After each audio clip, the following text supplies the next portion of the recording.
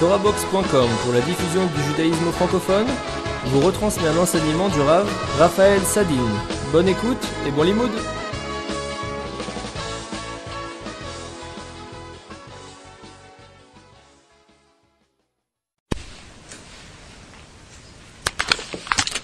Bien. Donc on va essayer d'étudier. Vous avez sûrement déjà entendu des vorts puisque c'est sur Korach. Donc c'était la paracha de cette semaine. Et on va, avant de lire le texte, il y a un texte dans la Gemara Sanhedrin. On le verra peut-être à la fin. Il y a un Rabbeinu Bachye qui pose une question, qui dit qu'on n'a jamais vu Moshe Rabbeinu se comporter comme il s'est comporté avec Korach. Que chaque fois, Moshe Rabbeinu a toujours essayé d'intervenir, d'intercéder pour que les personnes qui devaient mourir soient sauvées. Il a toujours tout fait pour que même ses ennemis soient sauvés. La seule fois où Moshe se montre implacable envers ses ennemis, c'est avec Korach. Et il pose la question pourquoi. Pourquoi est-ce que Moshe, tout d'un coup, il a une autre anaga? Il n'est pas le même. C'est la première question qu'il pose. Et il répond une réponse tout à fait curieuse, qu'on va essayer de comprendre ce soir, qui est l'essence même de la paracha de Korach, si on veut la comprendre, qui est que le problème de Korach était lié à deux générations bien plus anciennes, qui est la génération de Dor HaPalaga. La génération de Dor HaPalaga, c'est la génération de... En français, on dit comment Dor HaPalaga, j'ai oublié déjà. La tour de Babel, je crois, la tour de Babel. Et une deuxième génération qui s'appelle Sdom. Ça, c'est le Rabbeinu Bachye. C'est très difficile à comprendre. Quel rapport entre Korach et Dor HaPalaga et Sdom? Et Rabbeinu Bachye dit que le cœur du problème, le cœur de la discussion extraordinaire qu'il y a eu, on va essayer un petit peu d'élucider, qu'il y a eu entre Moshe Rabbeinu et Korach, c'est ce qui était en jeu au Dor HaPalaga et dans Sdom. Alors on va essayer un peu de comprendre. Dor HaPalaga, c'est une génération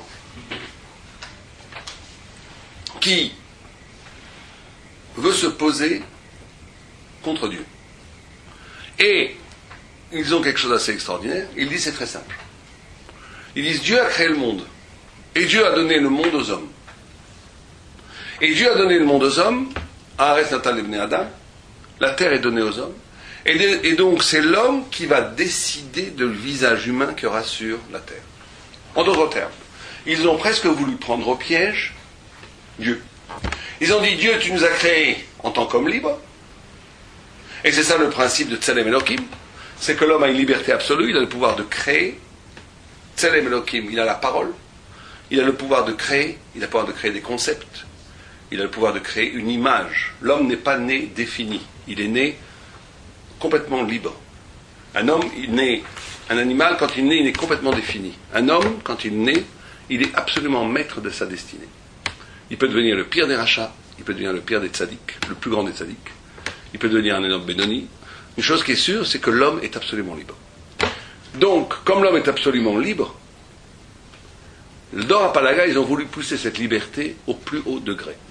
En disant, attention, on va voir, si Dieu il est sérieux dans la liberté qu'il nous a donnée, il faut assumer les responsabilités jusqu'au bout. Eh bien nous, on va tous s'unir ensemble pour créer un visage de l'humain, pour créer une humanité qui soit l'anti-volonté de la volonté de Dieu. Et Dieu sera bien obligé de l'accepter, puisqu'il nous a créé libre. Et on aura gagné. Comme ça, explique le Maharal de Prague, entre autres. Et ils étaient très embêtés par un personnage qui ne voulait pas s'associer à eux, qui était Abraham Avinu.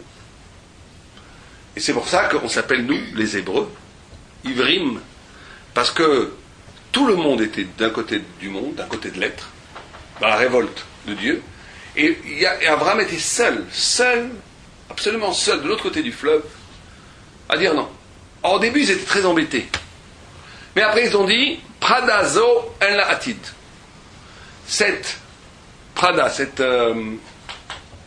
cette mule, n'a pas de futur, puisqu'il n'a pas d'enfant. Il considérait que pour l'humanité entière, puisque toute l'humanité entière se dirige vers l'antithèse de la volonté de Dieu, qui est un homme qui n'a pas d'enfant, qui lui encore veut rester fidèle à Dieu, ça n'a pas grande importance. Parce que dans l'économie générale de toute l'histoire humaine, il va disparaître. C'est comme ça qu'ils ont pensé. Et d'ailleurs, derrière Hagav, c'est pas notre sujet, c'est assez extraordinaire de voir que Abraham Avinu seul, à lui seul, contre toute l'humanité, c'est lui, à ce moment-là, qui a eu tout le hatid. Puisque tout le futur est né d'Abraham, et que eux, c'est une civilisation qui a sombré, qui n'existe plus. Et c'est toujours comme ça. Vous remarquerez, c'est que c'est toujours comme ça. Que les Juifs, on croit toujours qu'ils n'ont pas de futur. Prenez les plus grands scientifiques de tous les temps, ils ont toujours dit, le peuple juif, il en a pour 50 ans, 100 ans, les religieux, même certains juifs, même quand on arrive en Israël, ils ont dit les Haridim, les religieux, ils en ont pour...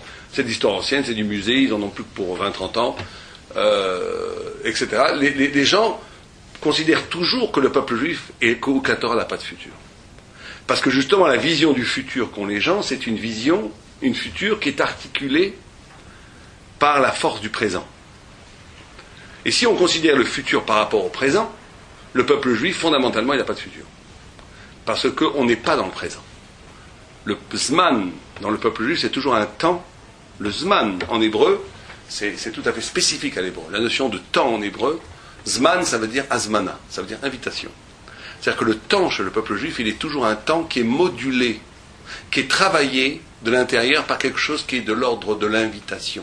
Quelque chose qui va avoir lieu plus tard, qui n'a pas encore eu lieu. C'est ça la différence entre un juif et un non-juif. Un juif, un vrai juif, son être, il est travaillé par l'espoir messianique. Il vit dans le temps messianique aujourd'hui. Il anticipe le temps messianique. C'est tout où il anticipe le Olam Haba. Shabbat, c'est une anticipation du Olam Haba. Shabbat, c'est vivre dans Olam Hazé, le Olam Haba. Oui, l'idée du temps, c'est que l'idée normale du temps chez les goïms, chez la conscience universelle, c'est que le présent construit le futur. Et donc en vérité, mais si on réfléchit bien à ça, un présent qui construit le futur, ça veut dire qu'il n'y a pas de vrai futur. C'est un futur déterminé, un futur qui est complètement mougbal, qui est complètement limité aux potentialités du présent. Donc on ne peut rien espérer véritablement de révolutionnaire dans le futur, puisque de toute façon, c'est déjà structuré par le présent. Donc il ne peut pas y avoir un saut ontologique, il ne peut pas y avoir un saut fondamental. Le Messie ne peut pas accoucher d'un processus de l'histoire. Le Messie, c'est toujours l'apparition de quelque chose de radicalement autre qui va déchirer la trame de l'histoire du présent.